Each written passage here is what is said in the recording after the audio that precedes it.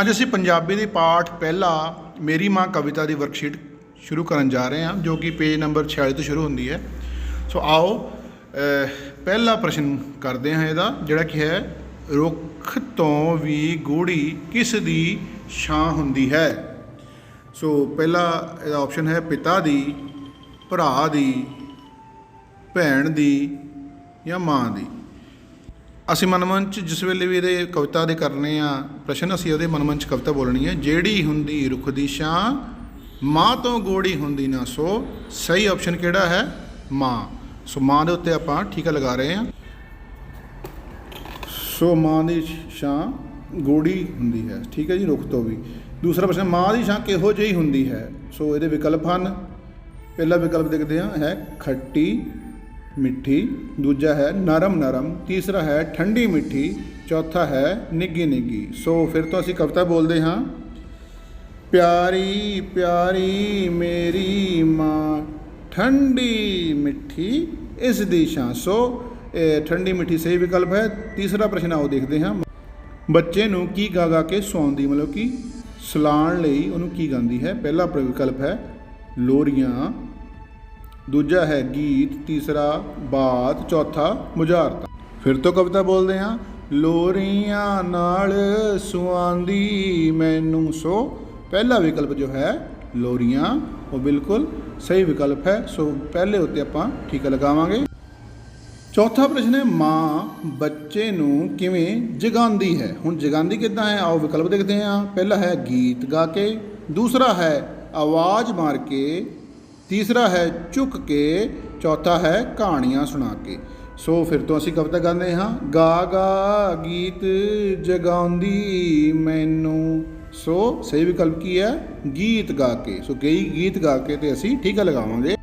ਆਓ ਪੰਜਵਾਂ ਪ੍ਰਸ਼ਨ ਦੇਖਦੇ ਹਾਂ। ਮਾਂ ਦਾ ਦੇਣ ਕਿਵੇਂ ਚੁਕਾਇਆ ਜਾ ਸਕਦਾ ਹੈ? ਆਓ ਵਿਕਲਪ ਦੇਖਦੇ ਹਾਂ। ਪਹਿਲਾ ਹੈ ਹੱਥ ਜੋੜ ਕੇ, ਦੂਸਰਾ ਸੀਸ ਝੁਕਾ ਕੇ, ਤੀਸਰਾ ਹੈ ਸ਼ਰਾਰਤਾਂ ਕਰਕੇ, ਚੌਥਾ ਹੈ ਰੌਲਾ ਪਾ ਕੇ। ਸੋ ਇਸ ਲਈ ਫਿਰ ਆਪਾਂ ਇੱਕ ਵਾਰੀ ਕਵਿਤਾ ਬੋਲਦੇ। ਮਾਂ ਦਾ ਦੇਣ ਮੈਂ ਕਿਵੇਂ ਚੁਕਾਵਾਂ, ਹਰ ਪਲ ਆਪਣਾ ਸੀਸ ਝੁਕਾਵਾਂ। ਸੋ ਸਹੀ ਵਿਕਲਪ ਕੀ ਹੈ?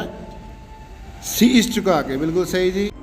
ਛੇਵਾਂ ਪ੍ਰਸ਼ਨ ਹੈ, ਬੱਚੇ ਨੂੰ ਮਾਂ ਦੀਆਂ ਕਿਹੜੀਆਂ ਗੱਲਾਂ 'ਤੇ ਚੱਲਣਾ ਚਾਹੀਦਾ ਹੈ? ਪਹਿਲਾ ਇਸ ਦਾ ਵਿਕਲਪ ਹੈ ਚੰਗੀਆਂ ਗੱਲਾਂ, ਦੂਸਰਾ ਹੈ ਪਿਆਰੀਆਂ ਗੱਲਾਂ, ਤੇ ਤੀਸਰਾ ਹੈ ਵਿਹਲੀਆਂ ਗੱਲਾਂ 'ਤੇ, ਚੌਥਾ ਹੈ ਉੱਚੀਆਂ ਗੱਲਾਂ 'ਤੇ। ਇਸ ਦੇ ਲਈ ਗੀਤ ਗਾਉਂਦੇ ਹਾਂ ਫਿਰ ਤੋਂ ਮਾਂ ਦਾ। ਦੱਸੀਆਂ ਮਾਂ ਦੀਆਂ ਚੰਗੀਆਂ ਗੱਲਾਂ, ਹਾਂ ਜੀ, ਚੰਗੀਆਂ ਗੱਲਾਂ 'ਤੇ ਉੱਤੇ ਮੈਂ ਹਰ ਵੇਲੇ ਚੱਲਾਂ। ਅਗਲਾ ਪ੍ਰਸ਼ਨ ਹੈ, ਮਾਂ ਬੱਚੇ ਨੂੰ ਕਿਵੇਂ ਲਾਡ ਲਡਾਉਂਦੀ ਹੈ? ਸੋ ਕਿਵੇਂ ਲਾਡ ਲਡਾਉਂਦੀ ਹੈ? ਪਹਿਲਾ ਹੈ ਬੁਲਾ ਕੇ, ਦੂਸਰਾ ਸੁਆ ਕੇ, ਤੀਸਰਾ ਹੈ ਕੁੱਛੜ ਚੁੱਕ ਕੇ, ਤੇ ਚੌਥਾ ਹੈ ਸਿਰ ਵਾਹ ਕੇ। ਸੋ ਕਵਿਤਾ ਵਿੱਚ ਸੀਗਾ, ਕਿੰਨਾ ਮੈਨੂੰ ਲਾਡ ਲਡਾਉਂਦੀ, ਕੁੱਛੜ ਚੁੱਕ ਚੁੱਕ ਖੂਬ ਖਿਡਾਉਂਦੀ। ਸੋ ਕਿਵੇਂ ਲਾਡ ਲਡਾਉਂਦੀ ਹੈ ਮਾਂ? ਕੁੱਛੜ ਚੁੱਕ ਕੇ। ਸੋ ਕੁੱਛੜ ਚੁੱਕ ਕੇ, ਜੋ ਕਿ ਤੀਸਰਾ ਵਿਕਲਪ ਹੈ, ਬਿਲਕੁਲ ਸਹੀ ਵਿਕਲਪ ਹੈ। ਇਸ 'ਤੇ ਠੀਕਾ ਲਗਾਵਾਂਗੇ। ਅੱਠਵਾਂ ਹੈ, ਮਾਂ ਦੇ ਗੀਤਾਂ ਵਿੱਚ ਕਿਹੜੇ ਕਿਹੜੇ ਪੰਛੀਆਂ ਦੇ ਨਾਂ ਆਉਂਦੇ ਹਨ? ਸੋ ਪਹਿਲਾ ਵਿਕਲਪ ਹੈ ਕਾਂ, ਦੂਸਰਾ ਚਿੜੀ, ਤੀਸਰਾ ਹੈ ਕਬੂਤਰ, ਚੌਥਾ ਹੈ ਚਿੜੀ, ਕਬੂਤਰ ਅਤੇ ਕਾਂ। ਚਲੋ ਫਿਰ ਕਵਿਤਾ ਬੋਲ ਕੇ ਦੇਖਦੇ ਹਾਂ। ਚਿੜੀ ਕਬੂਤਰ ਓਏ ਕਾਂ, ਮੁੜ ਮੁੜ ਦੱਸਿਆ ਇੱਕ ਇੱਕ ਨਾਂ। ਸੋ ਚੌਥਾ ਜਿਹੜਾ ਵਿਕਲਪ ਬਿਲਕੁਲ ਸਹੀ ਹੈ। ਇਸ ਤੋਂ ਬਾਅਦ ਆਪਾਂ ਤੁਰਦੇ ਹਾਂ ਅਗਲੇ 'ਤੇ।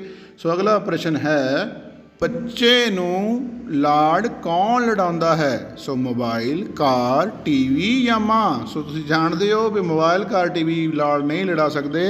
ਬੱਚੇ ਨੂੰ ਮਾਂ ਲਾਡ ਜੋ ਹੈ ਮਾਂ ਹੀ ਲਡਾਉਂਦੀ ਹੈ। ਮਾਂ ਜਿਹੜਾ ਹੈ ਇਹ ਚੌਥਾ ਸਹੀ ਵਿਕਲਪ ਹੈ। 10ਵਾਂ ਪ੍ਰਸ਼ਨ ਹੈ, ਕਵਿਤਾ ਦੇ ਅਨੁਸਾਰ ਠੰਡੀ ਮਿੱਠੀ ਛਾਂ ਕਿਸ ਦੀ ਹੁੰਦੀ ਹੈ? ਮਾਂ ਦੀ, ਤਾਈ ਦੀ, ਨਾਨੀ ਦੀ, ਚਾਚੀ ਦੀ। ਸੋ ਕੀ ਸੀ ਕਵਿਤਾ? ਪਿਆਰੀ ਪਿਆਰੀ ਮੇਰੀ ਮਾਂ, ਠੰਡੀ ਮਿੱਠੀ ਇਸ ਦੀ ਛਾਂ। ਸੋ ਕਿਸ ਦੀ ਠੰਡੀ ਮਿੱਠੀ ਛਾਂ ਹੈ? ਮਾਂ ਦੀ। ਸੋ ਮਾਂ ਪਹਿਲਾ ਜੋ ਵਿਕਲਪ ਹੈ ਸਹੀ ਵਿਕਲਪ ਹੈ। 11ਵਾਂ ਪ੍ਰਸ਼ਨ ਹੈ, ਬੱਚੇ ਨੂੰ ਮਾਂ ਬਹੁਤ ਡੈਸ਼ ਲੱਗਦੀ ਹੈ? ਪਿਆਰੀ, ਰੁੱਖੀ, ਗੁੱਸੇ ਵਾਲੀ ਜਾਂ ਮਾੜੀ? ਸੋ ਪਿਆਰੀ ਪਿਆਰੀ ਮੇਰੀ ਮਾਂ ਪਹਿਲੀ ਹੀ ਲਾਈਨ ਹੈ ਕਵਿਤਾ ਦੀ। ਸੋ ਕੀ ਲੱਗਦੀ ਹੈ ਬੱਚੇ ਨੂੰ ਮਾਂ? ਪਿਆਰੀ ਲੱਗਦੀ ਹੈ, ਬਿਲਕੁਲ ਸਹੀ। ਅੱਗੇ ਆਪਾਂ ਦੇਖਦੇ ਹਾਂ, ਇਹਨੂੰ ਲਿਖ ਲੈਂਦੇ ਹਾਂ ਉੱਪਰ ਆਪਣੇ ਖਾਲੀ ਥਾਂ ਦੇ ਉੱਤੇ। 12ਵਾਂ ਪ੍ਰਸ਼ਨ ਹੈ, ਮਾਂ ਦੀ ਪਿਆਰੀ ਛਾਂ ਡੈਸ਼ ਤੋਂ ਵੀ ਗੂੜੀ ਹੁੰਦੀ ਹੈ, ਫੁੱਲ ਤੋਂ, ਪੱਤੇ ਤੋਂ, ਰੁੱਖ ਤੋਂ ਜਾਂ ਕੰਧ।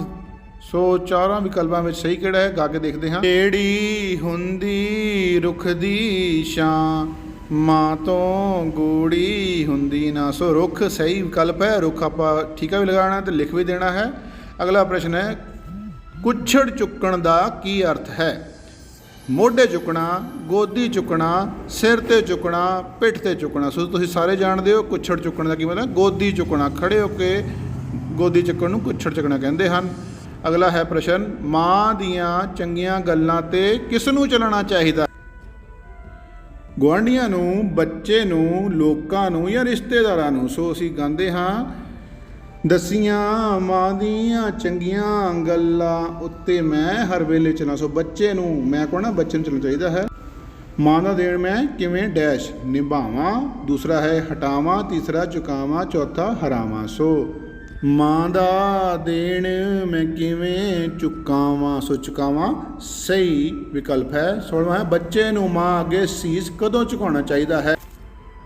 ਹਰ ਪਲ, ਕਦੇ ਕਦੇ, ਕਦੇ ਨਹੀਂ, ਖਾਣ ਵੇਲੇ। ਸੋ ਸਹੀ ਵਿਕਲਪ, ਮਾਂ ਦਾ ਦੇਣ ਮੈਂ ਕਿਵੇਂ ਚੁਕਾਵਾਂ, ਹਰ ਪਲ ਆਪਣਾ ਸੀਸ ਝੁਕਾਵਾਂ। ਸੋ ਇਹ ਕਵਿਤਾ ਸੀ। ਅਗਲਾ 17ਵਾਂ ਹੈ, ਕਵਿਤਾ ਅਨੁਸਾਰ ਕਿਸ ਦਾ ਨਾਂ ਸਭ ਤੋਂ ਉੱਚਾ ਹੁੰਦਾ ਹੈ? ਭੂਆ, ਮਾਸੀ, ਚਾਚੀ ਜਾਂ ਮਾਂ ਦਾ। ਹਰ ਮਾਂ ਦਾ ਨਾਂ ਹੋਵੇ ਉੱਚਾ, ਮਾਂ ਸ਼ਬਦ ਜੋ ਡਾਢਾ ਸੁੱਚਾ। ਸੋ ਕਿਹਦਾ ਮਾਂ ਸਭ ਤੋਂ ਉੱਚਾ ਹੋਣਾ ਚਾਹੀਦਾ? ਨਾਮ ਮਾਂ ਦਾ। ਕਵਿਤਾ ਅਨੁਸਾਰ ਅਗਲਾ ਪ੍ਰਸ਼ਨ ਹੈ 18ਵਾਂ, ਲੋਰੀਆਂ ਕੌਣ ਸੁਣਾਉਂਦਾ ਹੈ? ਸੋ ਪਹਿਲਾ ਹੈ ਵਿਕਲਪ ਭੂਆ, ਦੂਸਰਾ ਮਾਂ, ਤੀਸਰਾ ਚਾਚੀ, ਚੌਥਾ ਮਾਸੀ। ਸੋ ਲੋਰੀਆਂ ਨਾਲ ਸੁਆਉਂਦੀ ਮੈਨੂੰ ਕੌਣ ਸੁਆਉਂਦੀ ਹੈ? ਮਾਂ ਸਹੀ ਵਿਕਲਪ ਹੈ ਦੂਸਰਾ। ਤੇ 19ਵਾਂ ਪ੍ਰਸ਼ਨ ਹੈ, ਮਾਂ ਸ਼ਬਦ ਜਿਉਂ ਡਾਢਾ ਡੈਸ਼, ਉੱਚਾ, ਸੁੱਚਾ, ਕੱਚਾ ਜਾਂ ਚੌਥਾ ਵਿਕਲਪ ਹੈ ਪੱਕਾ। ਸੋ ਮਾਂ ਦਾ ਨਾਂ ਹੋਵੇ ਉੱਚਾ, ਮਾਂ ਸ਼ਬਦ ਜੋ ਡਾਢਾ ਸੁੱਚਾ। ਸੋ ਸੁੱਚਾ ਹੀ ਸਹੀ ਵਿਕਲਪ ਹੈ ਦੂਸਰਾ। ਸੋ 20ਵਾਂ ਪ੍ਰਸ਼ਨ ਹੈ, ਜਿਹੜੀ ਹੁੰਦੀ ਡੈਸ਼ ਦੀ ਛਾਂ। ਸੋ ਇਹਦੇ ਵਿਕਲਪ ਦੇਖਦੇ ਹਾਂ ਕੀ ਭਰ ਸਕਦੇ ਹਾਂ ਇਹਦੇ ਵਿੱਚ, ਫੁੱਲ, ਪੱਤੇ, ਰੁੱਖ ਜਾਂ ਕੰਧ। ਸੋ ਸਾਨੂੰ ਯਾਦ ਹੈ, ਜਿਹੜੀ ਹੁੰਦੀ ਰੁੱਖ ਦੀ ਛਾਂ, ਮਾਂ ਤੋਂ ਗੂੜੀ ਹੁੰਦੀ